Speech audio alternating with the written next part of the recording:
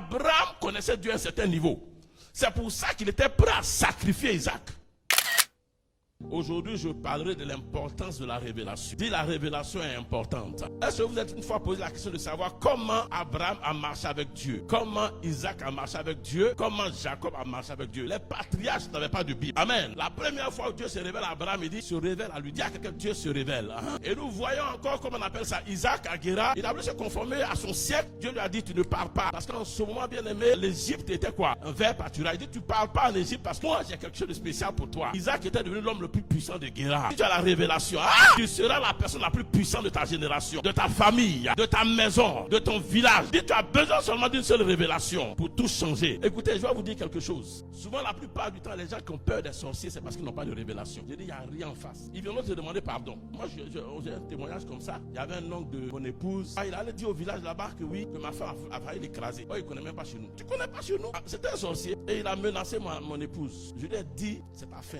Il est mort. Il faudrait que l'église du 21e siècle ait cette révélation-là. L'église du 21e siècle est revêtue de la puissance d'Élie. Je me souviens bien que le père Benson Daoza, il dit, if you touch me, I bite you. Si tu me touches, je te mords. Une fois, il avait une église dans un village quelque part. Ils ont attaqué l'église, ils ont tué. Il s'est levé le dimanche. 6 mois, Dieu m'a appelé. Du roi jusqu'au dernier, ils vont mourir un à un. Le lendemain, il faut voir, les gens commencent à mourir comme des mouches. Le Dieu que tu sais, un Dieu de révélation. Comment? Si tu vois un chrétien qui fuit devant les démons, il a un problème. Soit il n'a pas de révélation, ou bien il ne vit pas dans la sanctification. Et si tu n'es pas un homme, une femme de révélation, tu vas mourir ou tu ne dois pas mourir. Tu vas échouer ou tu ne dois pas échouer. Tu as besoin de la révélation pour connaître Dieu à un certain niveau. Parce que quand on prend, vous allez voir que bien aimé, il y en a qui prennent Dieu pour un pompier. Ils sont dans une situation, c'est là ils vont crier à Dieu. Dieu va venir éteindre leur feu. Il y en a ici qui sont assis ici, avec toutes les révélations qu'on leur donne, ils ne peuvent même pas croire que Dieu peut les rendre prospères. Que Dieu peut les élever au-dessus de tout ce que leurs parents ont vécu. Non.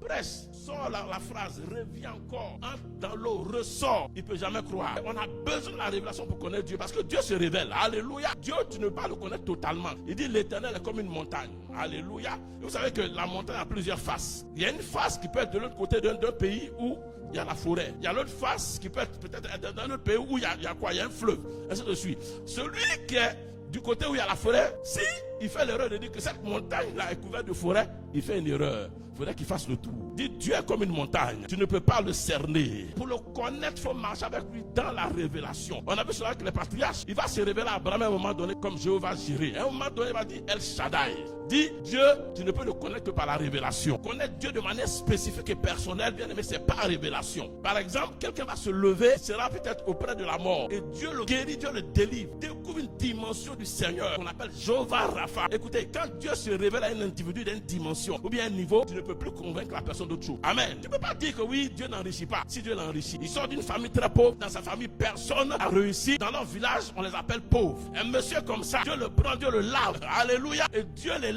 Il devient puissant, il devient milliardaire. Vous pensez que quoi? Tu es qui pour lui dire que Dieu n'enrichit pas? Moi, j'ai déjà vu ça. Tu es qui pour lui dire? Et tout son message sera basé sur ça. Chacun a un message basé sur la révélation que Dieu lui a faite. Oui, la dernière des choses que je ferai, c'est de combattre le message des gens. Il va se lever, il va parler seulement du Dieu de prospérité. Parce que Dieu l'a invité dans cette dimension. Il n'a pas un autre message que ça. Il y a quelqu'un qui va parler de guérison. Il est là, c'est l'évangéliste. Il parle que de guérison. Tu vas le combattre, tu vas dire, tu parles de guérison. Mais c'est ce qu'il a vécu. C'est la révélation qu'il a de Dieu. Dis, Seigneur, révèle-toi à moi.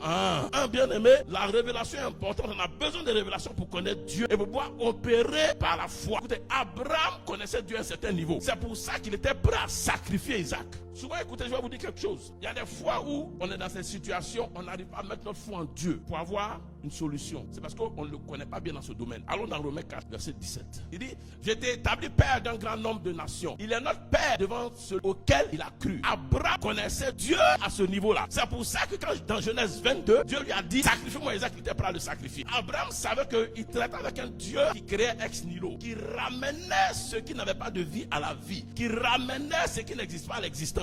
Abraham a opéré dans une autre dimension parce qu'il avait la révélation de Dieu. Il connaissait Dieu d'une autre manière. Même s'il n'a jamais fait pour moi, il le fera. Come on. Dis à quelqu'un, Dieu le fera. Nous avons besoin de révélations divines afin de pouvoir décoder notre destinée. Ta vraie destinée, en Dieu est à décoder. B. Nous avons besoin de révélations parce que nous ne sommes pas appelés à avoir une vie ordinaire. La vie chrétienne n'est pas une vie ordinaire. Si c'est pour vivre une vie ordinaire, je n'ai pas besoin d'être chrétien. La vie chrétienne, elle est spirituelle. La vie chrétienne est surnaturelle. Tu ne peux pas être chrétien et vivre de manière ordinaire. Tu ne peux pas être chrétien et avoir les mêmes soucis que les autres. Ils ont augmenté l'essence. Tu pleures, tes collègues pleurent. Revois ta vie chrétienne. Tu ne peux pas être chrétien 5 ans, 10 ans, 20 et vivre toujours les mêmes choses. Ta vie ne doit pas être comme ça tous les jours. C'est qu'il y a quelque chose qui ne va pas. C. Nous avons besoin de révélations divines afin de connaître les temps dans lesquels nous sommes et savoir quand et comment agir comme les fils d'Issachar. Il y a deux choses qui nous gouvernent. Il y a le Kairos, qui est le temps de Dieu, le Chronos. Dieu opère dans le Kairos, nous opérons dans le Chronos. Mais Dieu nous a donné un instrument qu'on appelle la foi, alléluia, pour gérer les deux temps. Mais la plupart du temps, les chrétiens naviguent à vue. Ce n'est pas normal que nous puissions naviguer à vue. Parce que Dieu, à chaque fois, parle, te dit, te prévient. Moi, quand j'ai donné ma vie au Seigneur Jésus-Christ, je savais que je devais me marier en 1990. Et en 1990, j'étais à l'église, ma femme est entrée, j'ai dit, ça c'est ma femme.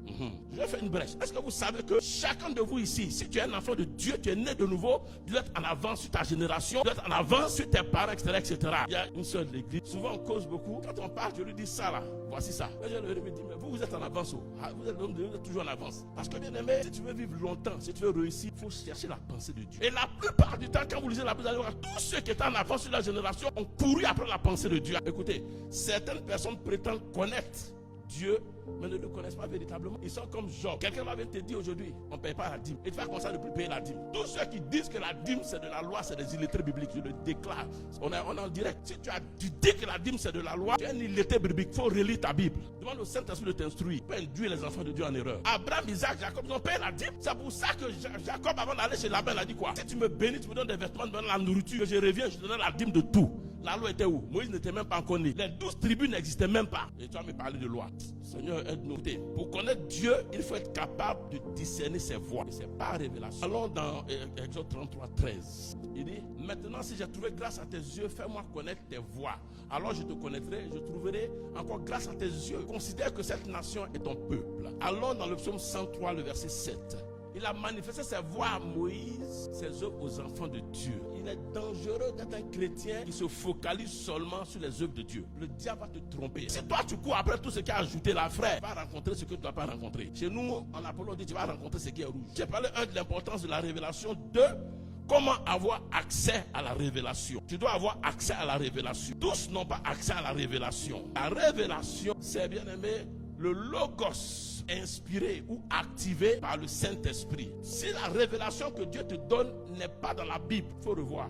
La Bible est complète, elle est de Dieu. Le deuxième point, avoir accès à la révélation. La première chose qui te donnera accès à la révélation, c'est quand tu seras en contact avec la parole de Dieu. La révélation qui n'est pas basée sur la parole de Dieu, la parole divine. Frère, ce n'est pas de Dieu. Ta réussite, ça vient de la parole. 2. Pour avoir accès aux révélations divines, il faut avoir une intimité avec le Saint-Esprit. Alors dans Jérémie 33, 3. Invoque-moi et je te répondrai. Je t'annoncerai de grandes choses, des choses cachées que tu ne connais pas. Il a dit que Dieu est muet. Il a dit ça dans sa parole. Il n'est pas muet, ni sourd. Mais pour vous là, notre Père qui est aux cieux, notre Papa, Amen. Et puis il s'en va. Il n'a pas parlé à Dieu. Tu as fait ton bruit et il est resté comme ça, les mains croisées te regarder. Il dit aux anges, c'est son habitude. Et on a développé cette mauvaise habitude. Il dit, invoque-moi, je te répondrai. Donc c'est que quand tu commences à prier, attends-toi une réponse de Dieu. Et c'est même pour ça que beaucoup d'enfants de Dieu ne sont pas des chrétiens de révélation. C'est Dieu en tant que Dieu, mais pas en tant que Père. Change de manière de faire. Dieu va avoir une intimité avec toi. Dieu va avoir, bien aimé, une conversation avec toi. C'est très important. Pour être une femme ou un homme de révélation, tu as besoin d'avoir une intimité avec le Saint-Esprit. Amen.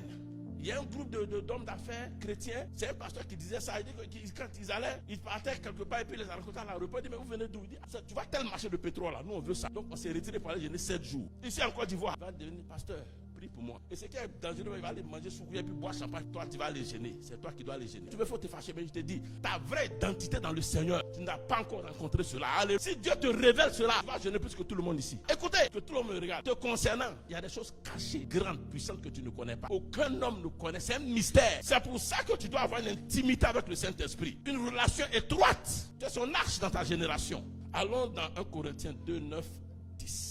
Mais comme il est écrit, ce sont des choses que l'œil n'a point vues, que l'oreille n'a point entendu. Je fais une pause, hein. Regardez-moi tous. Paul a eu cette révélation. Il est en train de dire que ce qui te concerne là, personne n'a le code. Si ton épouse est ici, dis à ton épouse, tu n'as pas le code. Et beaucoup de sœurs n'ont pas le code. C'est pour ça qu'elle ne veut pas épouser des hommes qui sont en tapette dans l'église. Petit bien. Ce que Dieu a réservé pour lui là, personne n'a le code. Si tu le juges apparemment, Dieu regarde au cœur, mais l'homme regarde à l'apparence. C'est un futur ministre qui est là. Alléluia. Un futur PDG qui est là. Un futur ambassadeur qui est là. Parce que ce qui concerne mon fils là, ce n'est pas à la portée des hommes. Parce que si Dieu ne cache pas, le diable va le détruire. C'est pour ça que tu dois avoir une intimité avec le Saint-Esprit.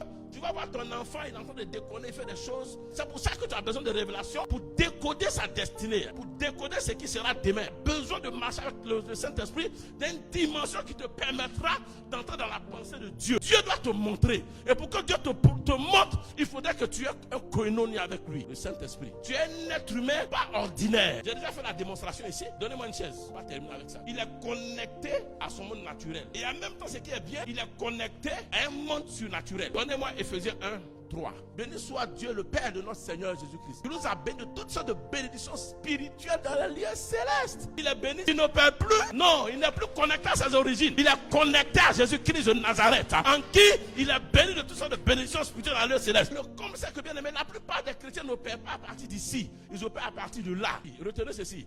Si vous voyez un enfant de Dieu qui se plaint beaucoup, c'est que ce n'est pas un enfant de révélation. La révélation se trouve ici. La révélation ne se trouve pas ici. Non. Dis Seigneur, donne-moi un esprit de révélation.